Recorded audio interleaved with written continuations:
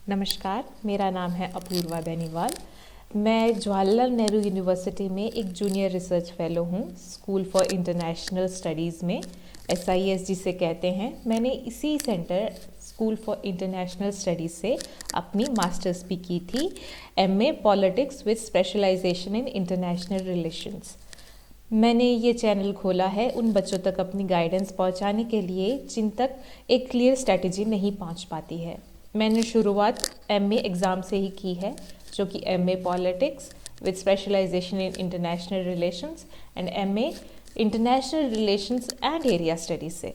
मैं इसकी already English में एक वीडियो रिकॉर्ड कर चुकी हूँ, बट मुझे कुछ बच्चों की ऐसी रिक्वेस्ट आई थी कि इसे हिंदी में भी एक क्लियरली एक्सप्लेन करके अपलोड कर दी जाए। मैं हिंदी माध्यम के स्टूडेंट्स के लिए भी थोड़ी कंसर्न रहती हूँ कि उन तक क्लियर गाइडेंस पहुँचनी चाहिए, बट साथ ही साथ मैं उनको एक ये चीज़ भी बता दूँगी कि एंट्रेंस का जो एग्ज़ाम है वो इंग्लिश में ही होगा, जो कि ऑब्जेक्टिव पेपर है, और आगे जाके आपको इंग्लिश में ही पूरी पढ़ाई करनी है और इंग्लिश में ही अपना पेपर लिखना है। तो आप अभी से थोड़ा थोड़ा इंग्लिश लैंग्वेज से थोड़ा फेमिलियर, जिसे मैं बोलती हूँ कि थोड़ा आप चिर परिचित हो जाएं, जिससे आपको आगे चल के वहाँ MA में एंट्रेंस के क्लियर करने के बाद ज़्यादा दिक्कतें ना आ पाएँ। और हाँ, नॉलेज का कोई ऐसे क्लियर माध्यम नहीं होता है, पर मैंने ये चीज़ नोटिस की है कि जिनका हिंदी में स्टार्टिंग का स्कूलिंग रहता है, जैसे 8-9 तक या फिर बैचलर्स तक भी, उनको थोड़ा सा मटेरियल ढूंढने में प्रॉब्लम आ जाती है। तो पहली बात तो ये मैं बताऊंगी कि MA इंटरनेशनल स्टडीज़ के लिए कोई एक किताब है नहीं। तो आप ये सोच के पीछे मत हट जाइएगा कि इसके लिए बहुत सारी किताबें पढ़नी पड़ेगी, कहाँ से क्या क्या पढ़ेंगे। और अगर आप एक चैप्टर पे भी 2-3 दिन तक अटके रहे हैं, क्योंकि कुछ ऐसी टर्म्स होती हैं जो समझनी ज़्यादा ज़रूरी होती है, तो आप इस चीज़ से इतना घबराइए नहीं। मैं ये बता रही हूँ कि ये जो पेपर है वो ऑब्जेक्टिव होगा, और ऑब्जेक्टिव पेपर में उसकी तैयारी के लिए मैं आपको ये कहूँगी कि भले ही आपने वो टॉपिक कहीं से भी किया हो, क्योंकि एक ही टॉपिक, एक ही चैप्टर बहुत सारी किताबों में अलग अलग तरीके से दिया रहता है, पर फैक्ट्स तो वही होते हैं सेम। जो किताब किसी एक स्कॉलर ने लिखी है, ऐसी तो बात नहीं है कि दूसरी ही किताब में उसका स्कॉलर के सब चीज़ें बदल दी जाए। तो इस पेपर में, ये पेपर इतना डिफ़िकल्ट नहीं है, पर ये बात क्या है कि सीटें बहुत ज़्यादा होने के बावजूद भी इसकी कट ऑफ बहुत हाई रहती है। तो मैं आपको फिर से ही एक बार कट ऑफ का थोड़ा सा ओवरव्यू दे देती हूँ।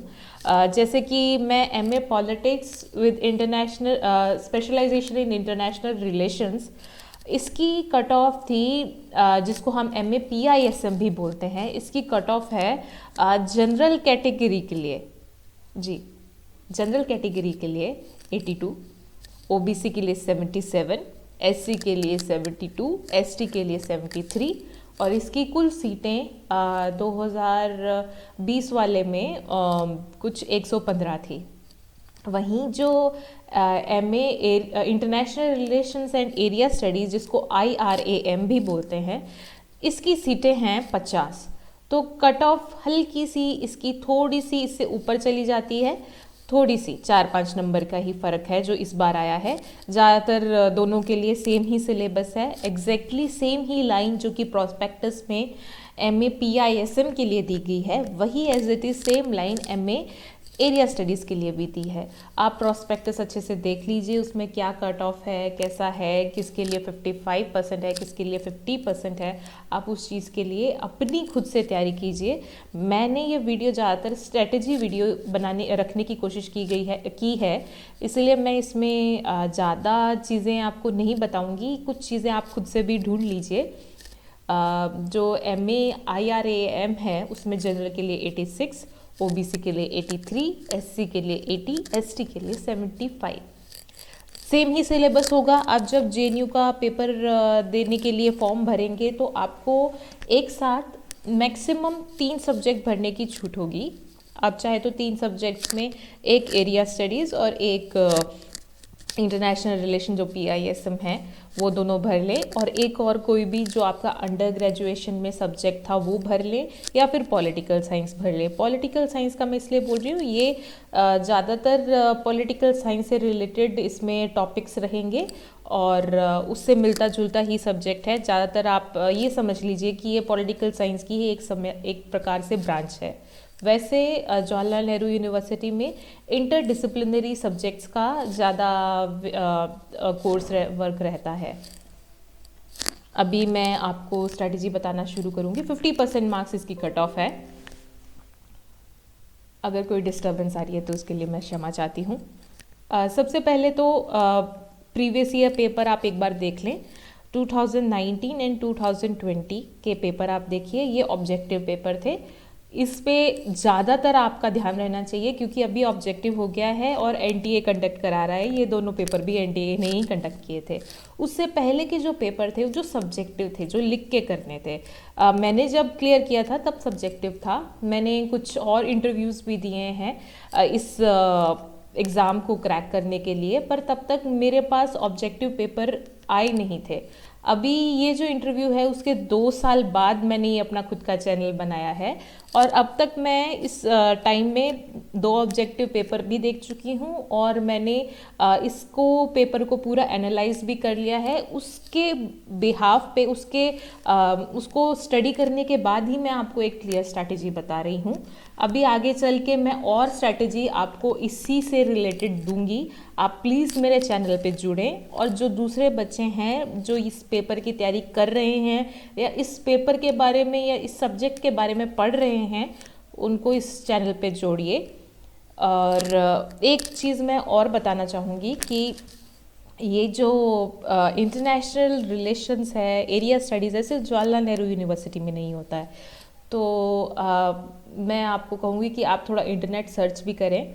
आप अपने स्टेट की यूनिवर्सिटीज़ देखें कि उनमें यह है पेपर और यह है सब्जेक्ट से रिलेटेड कोई पढ़ाई है या नहीं है।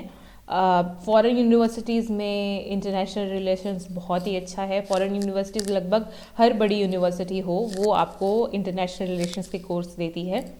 अगर जवाहरलाल नेहरू यूनिवर्सिटी तो है ही, पौंडीचेरी यूनिवर्सिटी है, गोवा यूनिवर्सिटी है और ऐसी बहुत सारी स्टेट यूनिवर्सिटीज़ हैं। आप झारखंड यूनिवर्सिटी वगैरह सबका आप देख लीजिए, आपको जो आपके पास पड़े और जिस भी हिसाब के आपके क्राइटेरिया हैं, फ़ीस, सीट्स, स्कॉलरशिप्स, आप उस हिसाब से अपना एक लिस्ट बनाइए। और मैं आपको यही कहूँगी कि ज़रूरी नहीं है कि आप एक यूनिवर्सिटी में एग्ज़ाम दें। आप जितना भर सकते हैं फॉर्म उतना भरें।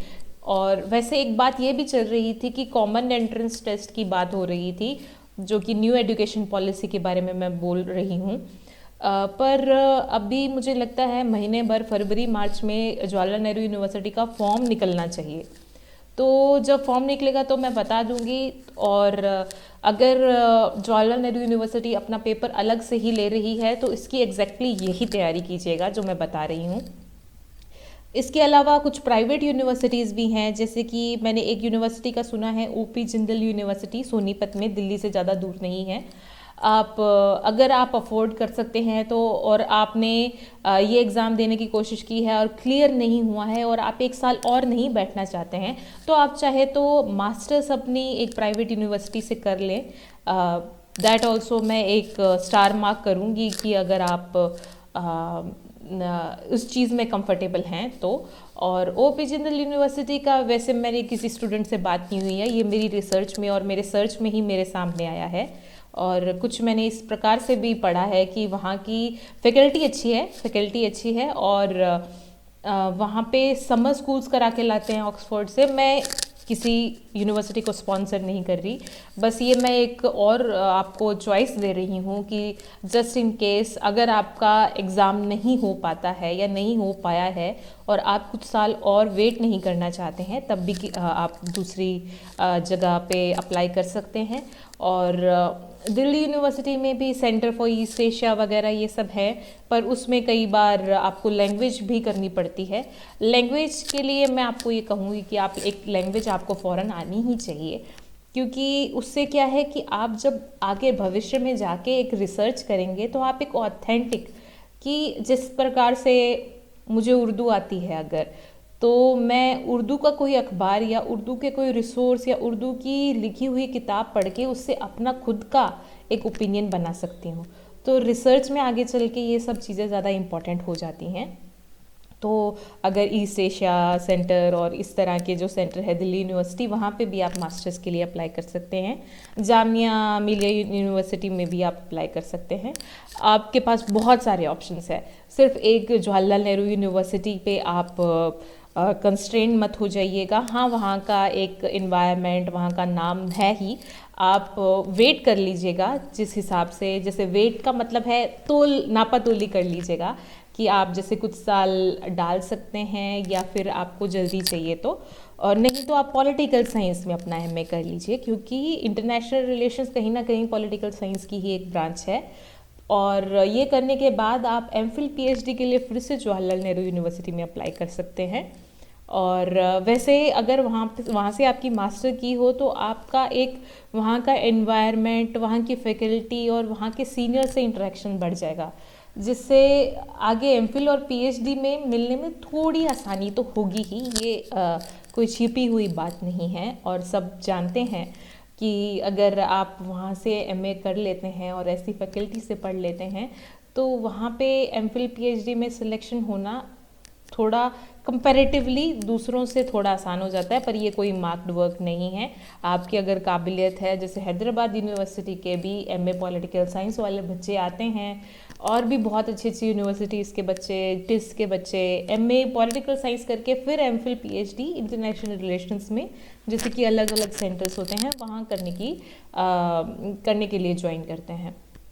तो स्ट्रैटेजी वीडियो के लिए मैं फिर से एक वीडियो बना देती हूँ, क्योंकि मुझे लगता है कि शायद मैंने एक्स्ट्रा गाइडेंस में इस वीडियो में ज़्यादा टाइम लगा दिया है। मैं यूट्यूब पे अभी एकदम नई हूँ और कुछ सॉफ्टवेयर्स के बारे में भी मैं अभी रिसर्च कर रही हूँ और देख रही हूँ कौन सा ठीक है। कैम्टेशिया मेरे सामने आया है। कोई अच्छे सॉफ्टवेयर मेरे हाथ में आए उसके बाद ही मैं आपको माइक्रो टॉपिक्स देना स्टार्ट करूँगी। तो ये वाली जो वीडियो है इसमें मैंने ज़्यादातर आपको इंटरनेशनल रिलेशंस का ओवरव्यू ही दिया है। आप मास्टर्स कहीं से भी आईआर में, पौंडीचेरी यूनिवर्सिटी या जो भी यूनिवर्सिटीज़ का मैंने अभी आपको इतना सारा नाम दिया है, और आप ढूंढिए, वहाँ पे भी अप्लाई कीजिए। और फिर साउथ एशिया यूनिवर्सिटी है दिल्ली में, वो भी बहुत अच्छी यूनिवर्सिटी है, वहाँ पे भी आप अप्लाई कीजिए। मैंने मतलब ये चैनल बनाया ही गाइडेंस के लिए है। मतलब अभी मैंने पूरा ये डिसाइड नहीं किया है कि मैं आपको पढ़ाना कब से स्टार्ट करूँ। एक तो मैं एक 1 पर्सन आर्मी हूँ, मेरा खुद का चैनल है और अभी तक मुझे इतना कोई रिस्पॉन्स अच्छा मिल नहीं पाया है इस चैनल पे। उम्मीद करती हूँ कुछ महीने भर में अगर बढ़ता है ऑडियंस तो मैं कोशिश कर सकती हूँ, नहीं तो मैं गाइडेंस तो मैं आपको पक्का से प्रोवाइड करूँगी। क्योंकि गाइडेंस अगर आपको मिल गई तो और आपने खुद से तैयारी स्टार्ट की तो पक्का से आपका निकल जाएगा। और काफ़ी मिक्स्ड इमोशंस और रिएक्शंस हैं कि मैं इसी वीडियो में स्टार्ट करूँ गाइडेंस या अगली।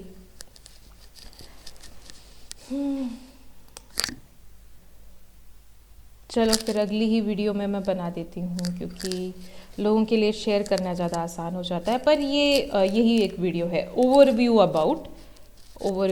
है मास्टर्स के लिए। कट ऑफ्स मैंने आपको बता दी इस वीडियो में। और एक और चीज़ मैं बता देती हूँ, इंटरनेशनल रिलेशंस में होने के बाद आगे का आपका क्या फ्यूचर हो सकता है। देखिए, अगर जैसे ज़्यादातर लोग वहाँ पे UPSC, MA, PSIR, political science and international relations से इसको कंपेयर कर लेते हैं कि भी एग्जैक्टली वही एज इट इज़ है। बट मैं थोड़ा आगे का फ्यूचर आपको बताना चाहती हूँ कि एमए आईआर करने के बाद आप आगे क्या क्या कर सकते हैं। आप आगे आईडीएस से, आईसीडब्ल्यूए और इस तरह के थिंक टैंक्स है, वहाँ पे जाके आप अपना काम कर सकते हैं। यूपीएससी करनी है तो आप यूपीएससी साइड बाय साइड कीजिए, बाद में भी कीजिए। या फिर आप एमफिल पीएचडी इंटरनेशनल रिलेशंस फिर से जेएनयू में ही करना चाहते हैं तो आप फिर से वही कीजिए। एमफिल से पहले आप ये कोशिश कर लीजिएगा कि आपका जेआरएफ निकल जाए। JRF में आप पॉलिटिकल साइंस में दे सकते हैं या फिर JRF आप इंटरनेशनल स्टडीज़ में कर सकते हैं। अब इंटरनेशनल वाले का क्या है कि उसमें एक या दो ही सीट होती है, तो उस हिसाब से उसमें कंपटीशन काफ़ी ज़्यादा है, बट वो पेपर इतना डिफ़िकल्ट नहीं है। पॉलिटिकल साइंस में थोड़ी प्रोबेबिलिटी बढ़ जाती है क्योंकि सीट्स ज़्यादा है। आप दोनों ही दे के देख लीजिएगा, MA के दौरान आपको ये करना है। आप फिर अलग अलग कॉन्फ्रेंसेस में जाइए, वहाँ पेपर पब्लिश कीजिए। ज़्यादातर आपका काम एक स्कॉलर टाइप का ही काम होगा। आप इंटरनेशनल रिलेशंस को कैसे समझ पाते हैं, कैसे आप थ्योरीज अप्लाई कर पाते हैं। और जैसे ORF काफ़ी अच्छा संस्थान है। ORF में ज़्यादातर फ्रेशर्स को नहीं लिया जाता, तो आप IDSA, ICWA यहाँ पे 1-2 साल आप अपनी ये इंटर्नशिप कीजिए, फिर आप ORF में अप्लाई कीजिएगा। मिनिस्ट्री ऑफ एक्सटर्नल अफेयर्स में भी काफ़ी वैकेंसीज निकलती है, पर ज़्यादातर उसमें लैंग्वेज को भी एक वेटेज मिल जाता है। सेम एम्बेसीज के अंदर है, लैंग्वेज में भी एक वेटेज मिल जाता है।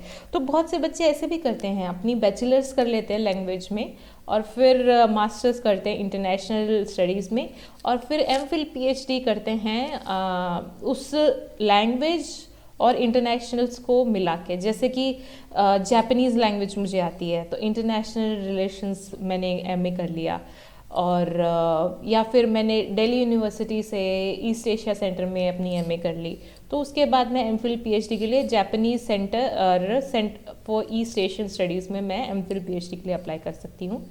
सेम चाइनीज़ आपने पढ़ ली, फिर MA IR कर लिया, फिर आप चाइनीज़ स्टडीज़ में MPhil PhD के लिए अप्लाई कीजिए। इसी तरह से लैंग्वेज एक इम्पॉर्टेंट, बहुत ज़्यादा इम्पॉर्टेंट फैक्टर नहीं है, पर थोड़ा कंपैरेटिवली इजी फैक्टर है। उससे ट्रांसलेशन की जॉब वगैरह वो सब भी आपको मिल सकती है। और नहीं तो MPhil PhD में जो आपको सेंटर मिलता है उसमें जाके आपको लैंग्वेज ज़रूर पढ़नी पड़ेगी। उसमें आपका एग्ज़ाम भी होगा लैंग्वेज के लिए, जो कि पास करना काफ़ी ज़रूरी होता है, और ये आपके खुद के फ़ायदे के लिए है। नहीं तो आप बाहर से कोई डिप्लोमा कर लीजिए, IGNOU भी लैंग्वेज के डिप्लोमास देता है, और यूट्यूब से आप थोड़ा थोड़ा लैंग्वेज पढ़ना स्टार्ट कर दीजिए। खुद से आप लैंग्वेज कर लीजिए। और एम्बसीज़ एग्ज़ाम्स कंडक्ट करती हैं, जैसे जर्मन एम्बसी जर्मन लैंग्वेज का एग्ज़ाम कंडक्ट करेंगी, तो आप एम्बसी से भी सर्टिफिकेट प्राप्त कर सकते हैं। और कुछ ऐसी लैंग्वेजेस अगर आपको आती हैं, तो अगर आप MA IR कर लीजिए, फिर आप MPhil PhD के लिए वहाँ यूनिवर्सिटी में, जर्मन यूनिवर्सिटीज़ में अप्लाई करेंगे, तो वो भी आपका जर्मन लैंग्वेज का एग्ज़ाम लेंगे। तो एक फॉरेन लैंग्वेज आप अपने हिसाब से भले ही MA के दौरान तैयार कीजिए, या अभी बैचलर्स कर रहे हैं तो इसके दौरान तैयारी कर लीजिए, या अभी बैचलर्स में भी नहीं आए हैं, क्योंकि बहुत से बच्चे मुझे 11th-12th से गाइडेंस मांगने लग जाते हैं कि JNU उनकी एक ड्रीम यूनिवर्सिटी है, उनको वहाँ जाना है, किस तरह से करें। तो आप चाहे तो बैचलर्स में वहाँ पे JNU में एंट्रेंस दे सकते हैं फॉरेन लैंग्वेजेस का, और वहाँ से ही बैचलर्स करके फिर मास्टर्स कर सकते हैं। अपॉर्चुनिटीज़ बहुत ज़्यादा हैं, और गाइडेंस भी मेरे पास देने के लिए बहुत है। इसलिए मैं चाहूँगी कि आप मुझसे जुड़े रहें और मेरे चैनल को सब्सक्राइब करें, और आगे जाके इन फ्यूचर हम लाइव वीडियोस भी करेंगे जब मेरे सब्सक्राइबर्स कुछ बढ़ जाएंगे। अभी फ़िलहाल 49-50 इतने ही सब्सक्राइबर हुए हैं, जो कि मेरी मोटिवेशन इस चीज़ से कम नहीं होती नंबर ऑफ़ सब्सक्राइबर से। पर फिर जब मेरे सब्सक्राइबर्स बढ़ जाएंगे तब मैं लाइव पे आऊँगी, जिससे मैं लोगों के लाइव क्वेश्चन आंसर्स कर सकूँ उनके साथ। तो इस वीडियो में तो मैंने आपको ओवरव्यू ही दिया है। अगली वीडियो अभी की अभी तुरंत मैं अपलोड कर दूँगी, तो आप नेक्स्ट वीडियो देख लीजिएगा। वो स्ट्रैटेजी है MA इंटरनेशनल रिलेशंस के लिए, और वो सिर्फ JNU की यूनिवर्सिटी के लिए ही नहीं, जिस तरह से मैंने जितनी यूनिवर्सिटीज़ का नाम लिया उनके लिए जो एंट्रेंस क्लियर करना है, आप वो सेम चीज़ फॉलो कर लीजिएगा, उसमें काफ़ी हेल्पफुल हो जाएगी आपके लिए। Thank you, just stay connected.